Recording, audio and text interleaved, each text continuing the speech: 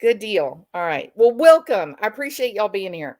I was just saying that the case file has been dropped for the 2015 Stephen Smith case, and so I've been going through that, and it is incredibly interesting. See, I'm having a pop up that is causing. I wonder if that's what's causing the change.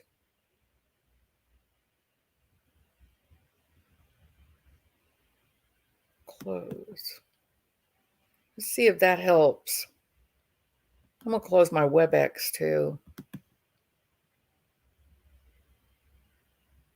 All right. So I think it is. Thank you, Storms. Thank you. So I think it's very interesting that the one of the investigators who originally investigated the unusual death of Stephen Smith in 2015 later turns out to be a guy who Alex Murdaugh steals from, and it's a pretty small amount compared to the other accounts that he stole. It was only 100,000. And again, was this where he recognized, this is that investigator that tried to pin this on my boy, and I'm going to get him? I don't know. But nevertheless, I think it is, life has a funny way of balancing things out, and it seems very strange. But he did ultimately get his money, and So in the death of Stephen Smith, this was a young man, 19 years old. He was going to school to be a nurse. And on July the 8th in 2015, he was found at about 4 a.m. in the morning by a man that was on his way to work. The guy called 911 and said, I'm on my way to work, and there's a body lying in the middle of the road. And it was right near a church. Like within a hundred yards or so of this church. But more importantly, or more interestingly, it was only about 6.5 miles from the Moselle property that we've heard so much about during the Paul and Maggie Murdaugh, the Alex Murdaugh trial in the deaths of Paul and Maggie. So that was very interesting. It's also interesting that where his body was found, the man on the 911 call, he says, somebody is going to hit this body. Somebody is going to come around this curve and they're going to run over this body. I'm telling y'all, it's going to happen. Now, the car, Stephen Smith's car, was found about 3 miles away in the other direction. And I guess the implication, let's say that you're the criminal and you're trying to stage a crime scene. I guess the implication is that you want people to believe that he ran out of gas and then was on his way walking maybe back into town to try to get some help, right? He was walking in the middle of the highway, and his sister said there is no way that Stephen Smith would have been walking in the middle of the road in the dark, alone. Not happening. I mean, she was adamant that he never would have put himself out in the middle of nowhere alone in the middle of the night. It just wouldn't have happened. He would have chosen to stay in his car and wait for the sun to come up than to expose himself to like wild animals and stuff. He just wouldn't have done it. He would have been scared. And that makes sense to me. I'm not altogether sure I would get out of my car and walk down the middle of a deserted road in the middle of the night.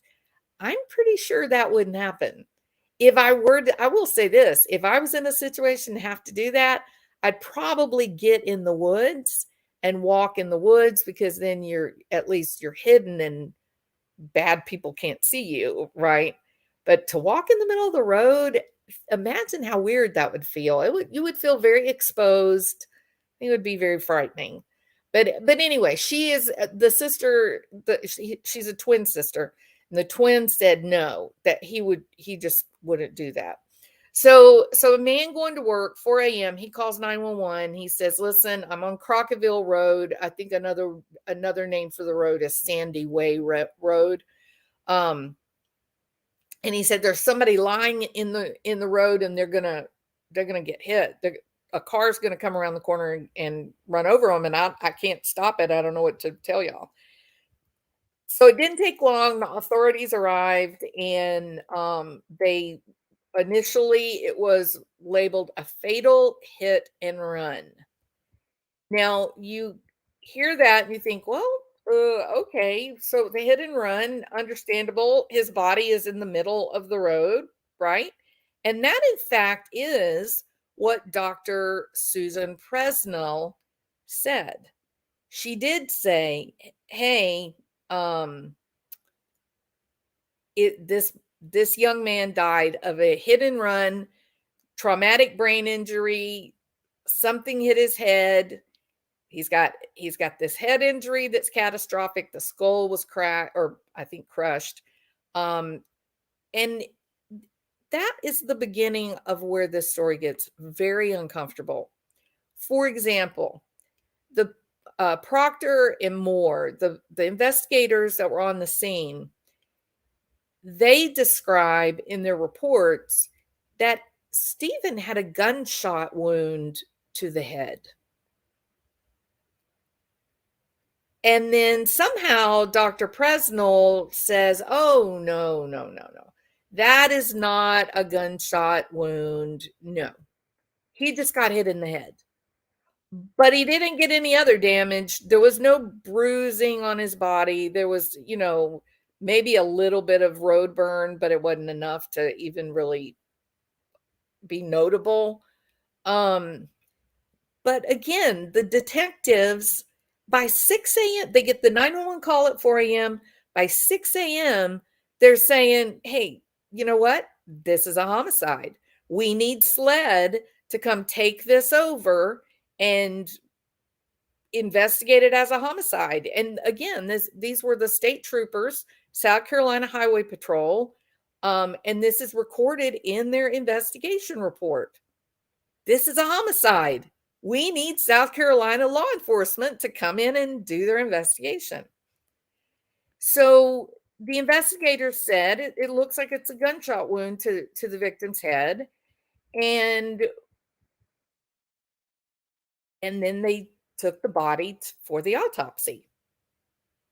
So a month goes by, and he gets the investigator gets word that no, no, no, this is not a homicide. The victim does not or did not have a gunshot wound to his head.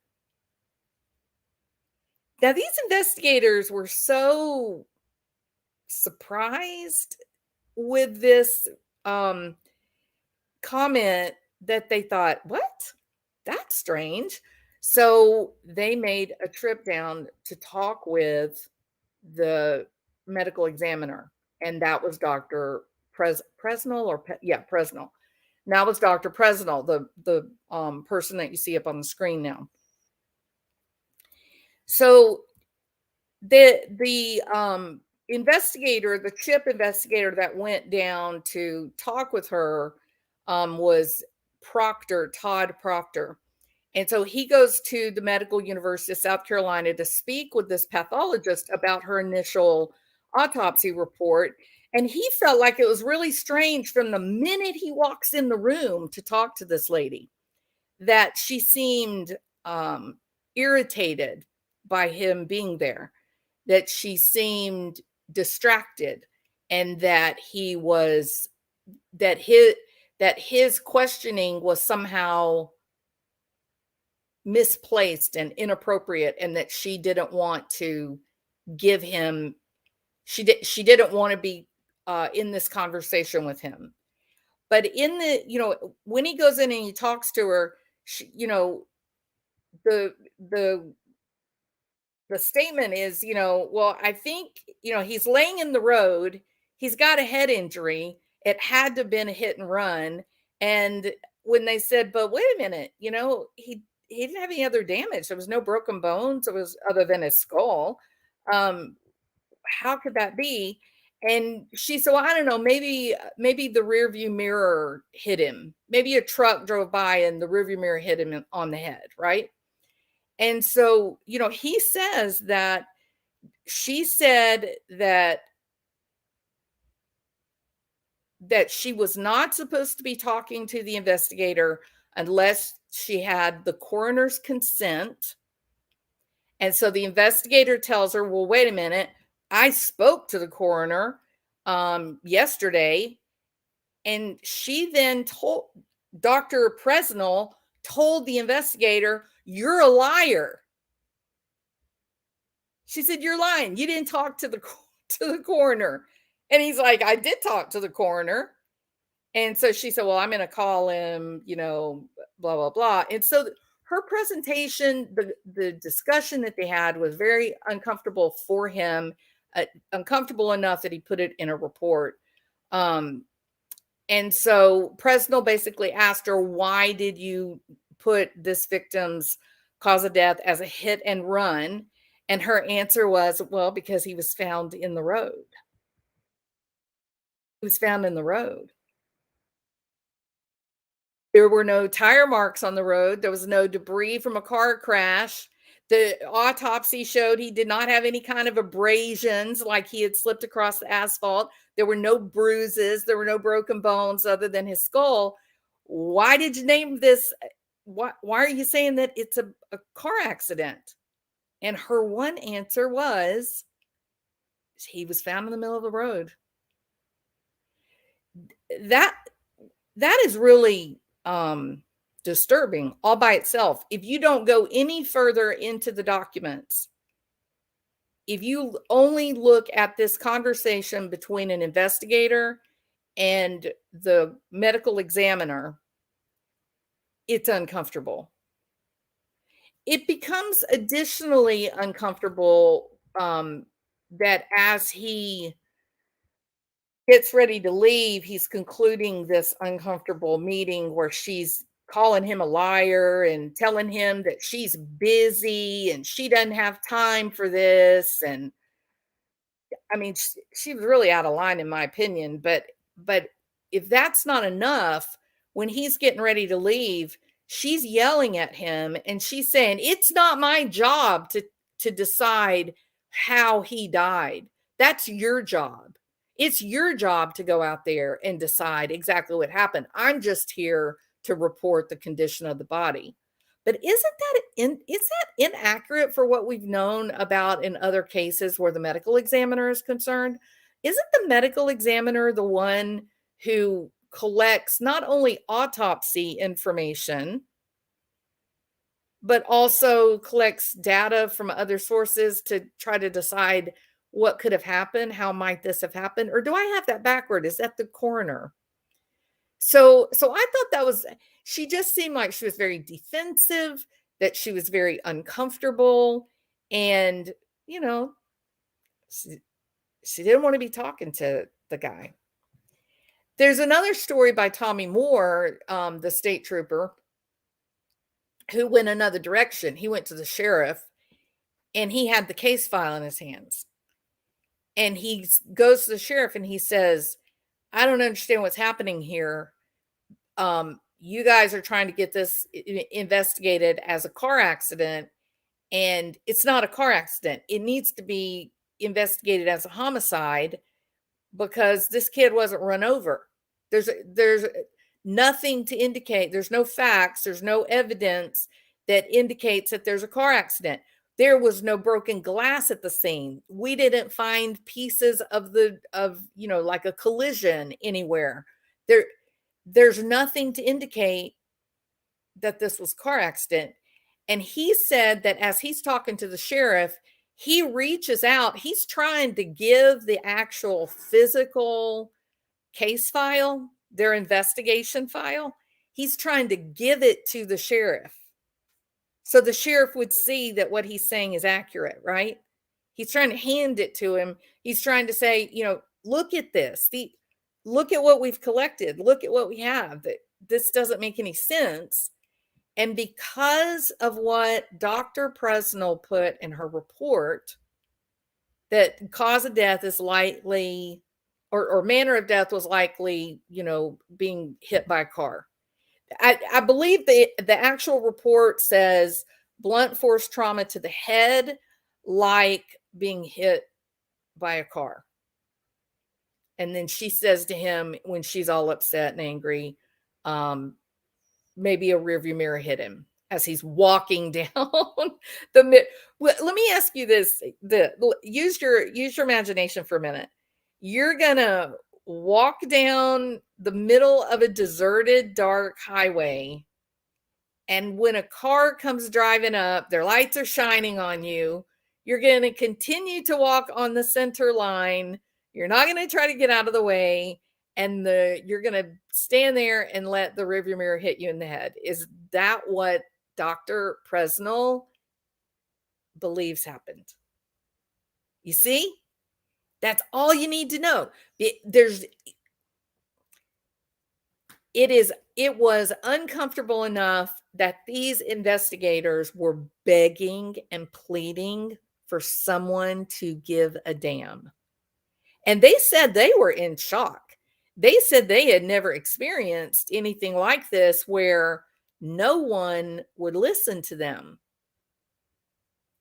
And it all hinged on, if you read the case file, it does seem like the driving force was this determination by this Dr. Presnell, who's very well respected, but it does seem like her saying it was probably, like being hit by a car. But then you can't ignore, what was said to Proctor, which was, well, I think he was hit by a car because his body was found in the middle of the road. Strange, right? Very strange. And she was rude. Yes. Well, that is sort of, that leaves the suggestion, Sundown Farms. It does give you that feeling. Did someone crooked get to her and, make it worth her while? That is a very uncomfortable comment to make. But I think that now, fast forward to 2023, that it has been opened as a homicide investigation, and rightly so. I think, reading the documents and whatnot, it's pretty easy to see that something unusual happened at that time. And one has to wonder, was it because there were questions? I want to make sure I say this right. Was it because people had begun to come forward and say that Stephen Smith was a friend of the Murdaughs? Is that what made it uncomfortable? And was that part of the decision to just kind of let this quietly fall by the wayside? You don't know, because I'm going to tell you straight up, when we got in the middle of that trial and they started talking about these financial crimes and how they were achieved, you got to stop a minute and ask yourself, how does this happen in modern day? Nobody is allowed to be $300,000 overdrawn in a private account, not even a business account. It's very uncomfortable. The rules that at least Alex Murdaugh, the rules that Alex Murdaugh was living by were absolutely clearly not the rules that you and I have been asked to live by. And you got to ask why. Now, Lafitte, who is the president of Palmetto State Bank, he is serving time right now. He's trying to get a new trial. And some people think that Alex Murdaugh's testimony has opened the door to that Alex Murdaugh took 100% responsibility for the financial crimes, and that would absolve Lafitte of the charges that he was found guilty of and is now serving time. They think that Alex took 100% and complete responsibility for all the good old boys, and that now all the good old boys are off the hook, right?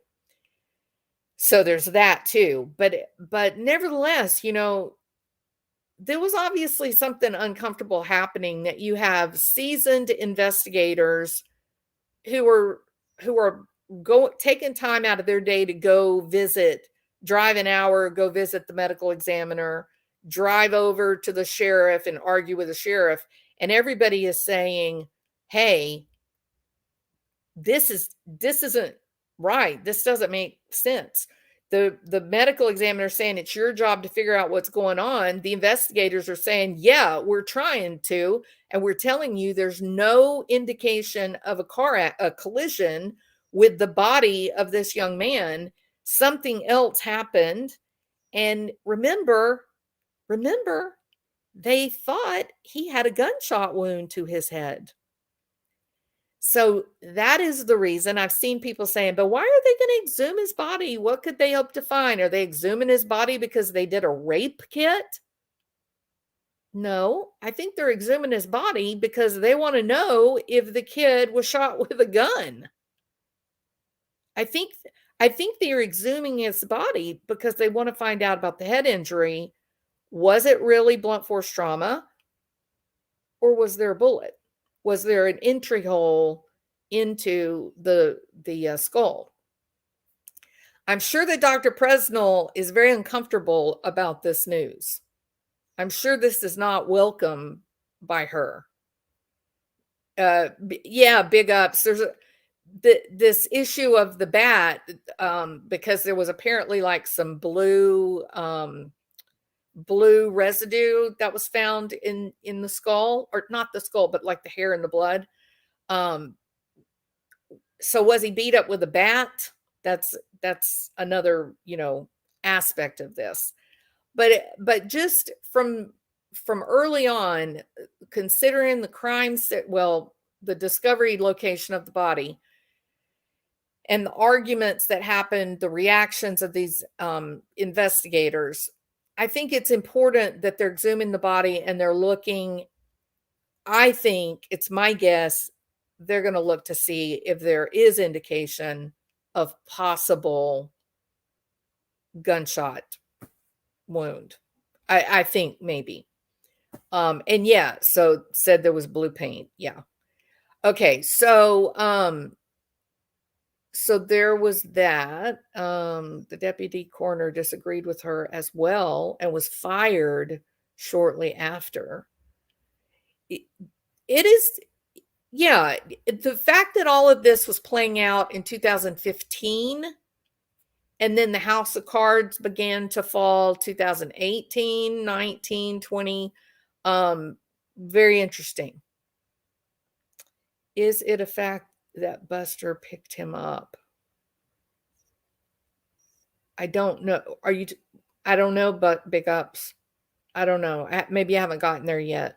I certainly haven't read all 110 pages at this point. But they did have 14, and maybe this is what you're talking about. They had 14 reports of people talking about the connections. I'm going to say this in a very general way.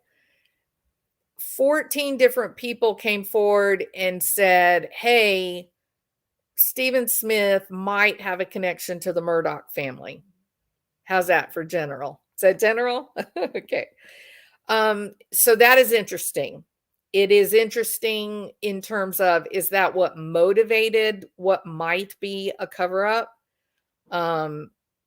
Or was this really more of kind of Occam's razor, where you have a young man from, a obscure family found in the middle of nowhere, and it was not worth it to invest a ton of money in, completing an investigation. They couldn't be bothered. Is that what happened? I mean, they definitely, you would think when Paul and Maggie died, you would think that would be one of those stereotypical, wow, it's a prominent family and they have so much money and they affect so many different people, and we've got to we got to do everything perfectly, dot all I's, cross all the T's, and make sure we don't make any mistakes. And even in that situation, it was a mess, wasn't it? If you watch the trial, the investigation into Paul and Maggie's death was a mess. They made a mess of it. Now, ultimately, they had a great prosecutor. The jury was great, and he was found guilty. So it all worked out in the end. But there were a lot of these law tube attorneys on YouTube who were talking, and they were like, "Ooh, there's a lot of mistakes that were made in this investigation, and I hope it doesn't come back to haunt them." And thankfully it did not. One thing I thought that was very interesting as well, because this is Scott Reich brought this up related to the Lori Vallow prosecution. The local prosecutors, they recused themselves. They said, we've got close ties to the Murdaugh family, both professionally as well as socially.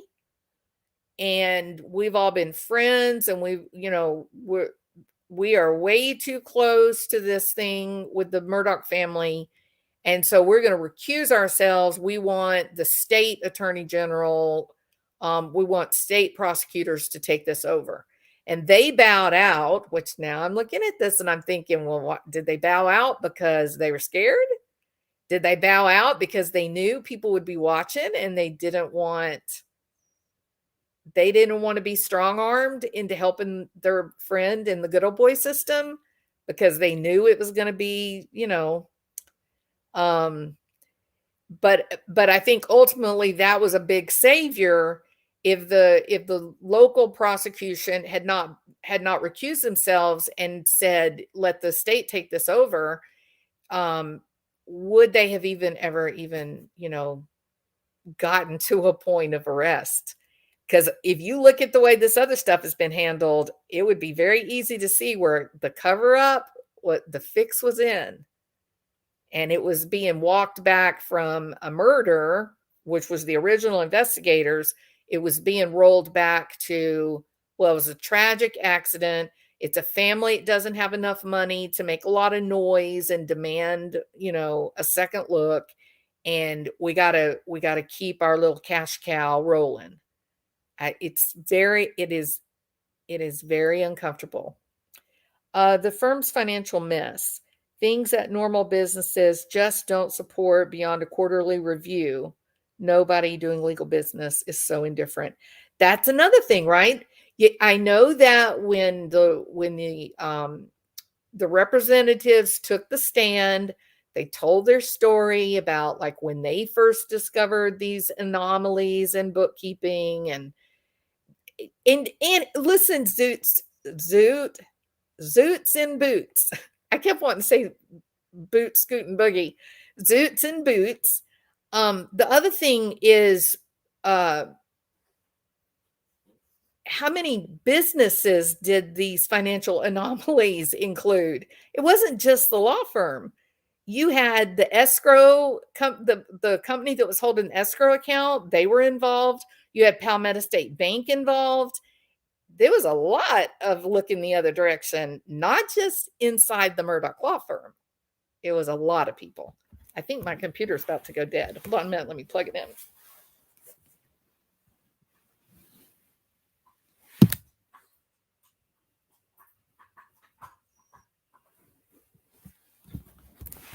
Okay. So, this file, the story that it's telling is incredibly interesting. I think that the fact that Sandy, Stephen Smith's mother, has been able to raise the sufficient money to cover exhuming the body, the investigation, and one of the newest articles that I read, they're also exhuming the body of I can never say her name, the housekeeper. What's her name again? Oh, I hate that I can't remember.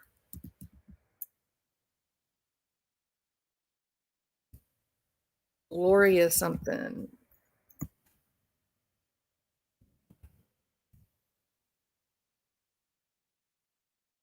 Gloria Satterfield.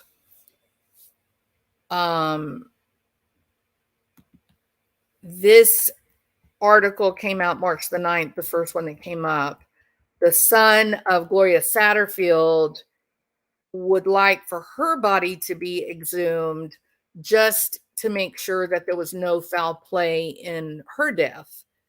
Satterfield worked for the family for 20 years. She died February 2018. Her death was classified accidental trip and fall. All I got to say is this. The Murdaughs have a lot of friends and family that run across some really nasty accidents.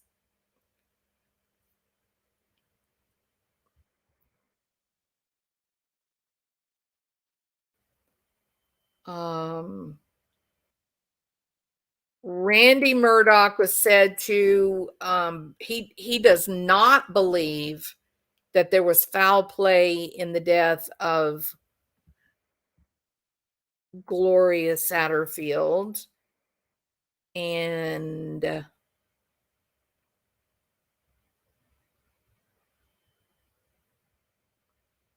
Randy Murdaugh also said in this interview that he does believe that Alex Murdaugh knows much more and is not talking. Eric Bland, who is Stephen Smith's mom, her attorney, Eric Bland says that Randy, by saying that Alec knows more, and he says he feels like Randy is really parting ways with his family, that it's been really typical for the Murdaugh family to sort of circle the wagons and keep everybody back. And Randy really opened up in a way that was not common for the Murdaugh family. But this was also just days after Alec had been found guilty. Bland said that as they do their investigation, that everything around Alex, quotation marks, is dangerous, lies, and deception. Also, there was a lot of people that were provided awards, this money, and it always went back to some kind of accident that involved a Murdaugh. It's kind of uncomfortable too when you think about the boat wreck.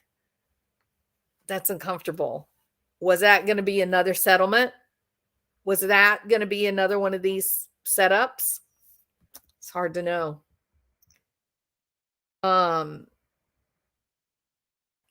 So they are going to Bland added that exhuming Gloria's body could give authorities insight on what really caused her death.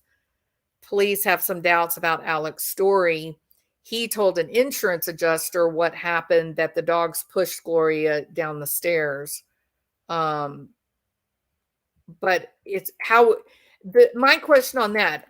So like with the Stephen Smith case, if it's a gunshot that shattered his skull, then you're going to be able to see that, as opposed to a car hitting him or a baseball bat. But if it was, she fell downstairs, whether it's a dog that trips you or somebody pushes you, how would the condition of the body tell you that? So I don't know, but to make a long story short, they are going to exhume the body of Stephen Smith, and they're trying to exhume the body of Gloria Satterfield. Eric Bland does say that in the report, it said that Gloria flipped twice, that she had a significant closed head injury, she had an open head injury, and she had 12 broken ribs. So explain this to me. How do you fall down some stairs?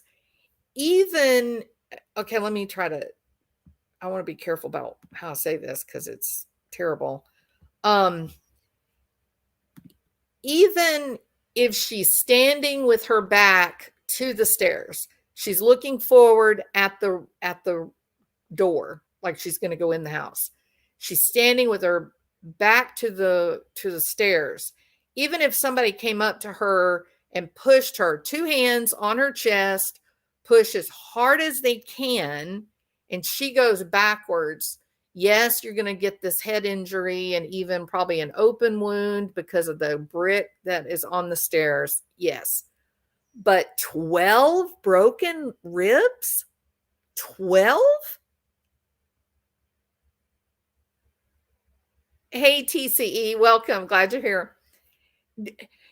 Yeah, and then you put that beside Stephen Smith, who's supposedly is run over by a car. He doesn't have any broken ribs. He doesn't have any bruising. His head is severely injured, and the cops think it's a gunshot wound. You'd kind of think cops would know what a gunshot wound looks like, right?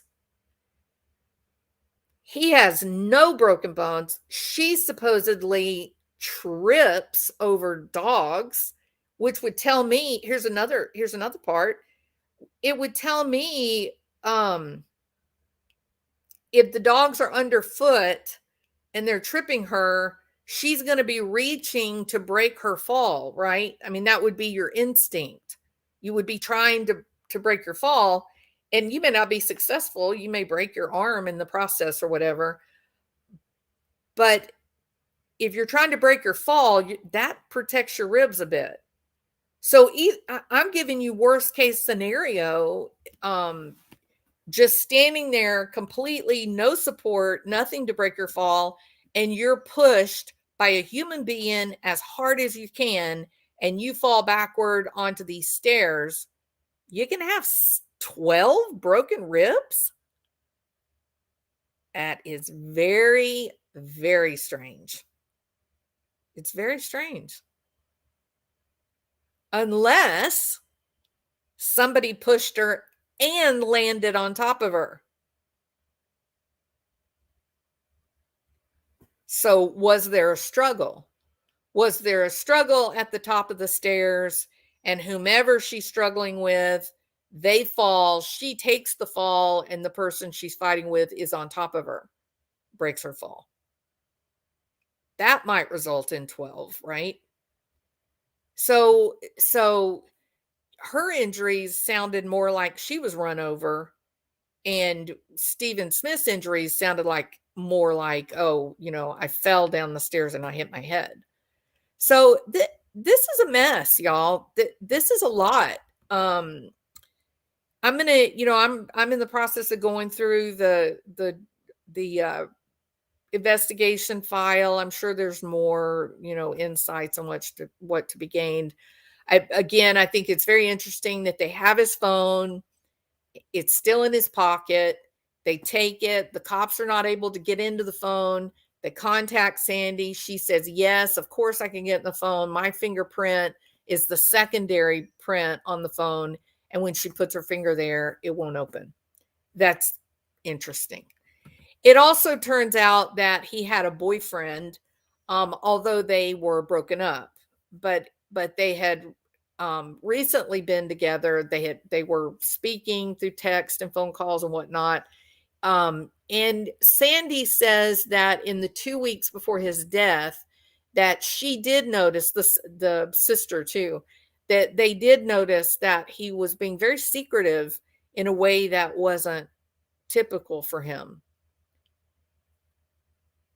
Balustrade at all, any remodeling at requesting of insurance.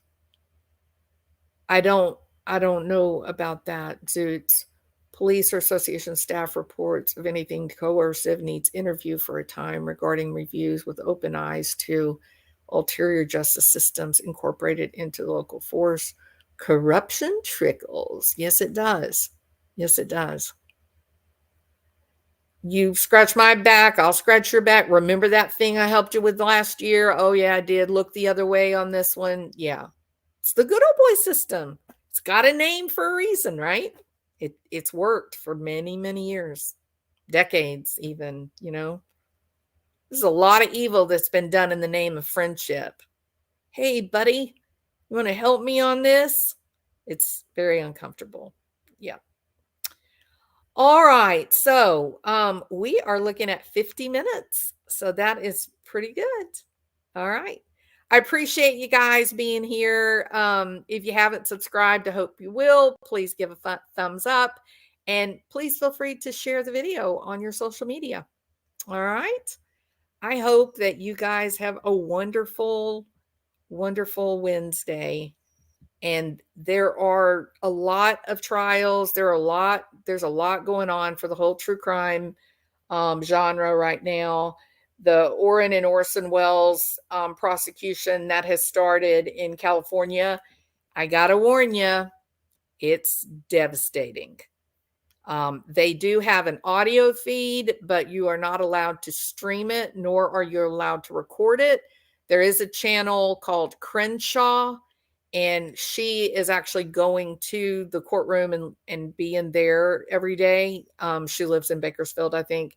And so you could go to her channel. She keeps a notebook. She's going through and talking. It's devastating what they did. They manipulated their children. The children helped cover up the deaths. It's horrible. So it's kind of one of those cases that I really can't, I try to stay away from a little bit, just because it's so, well, you just, if you're a mom, you have this natural instinct to protect, right? And you hear about these, like the Summer Wells case, it was really painful to try to cover it because you're just frustrated and angry. It's CPS, it's drugs and addiction, and it never should have happened. It never should have happened. And, so. All right. Well, thank y'all for being here. Appreciate it. I hope you'll subscribe and do a thumbs up, and I will return for another story. Bye.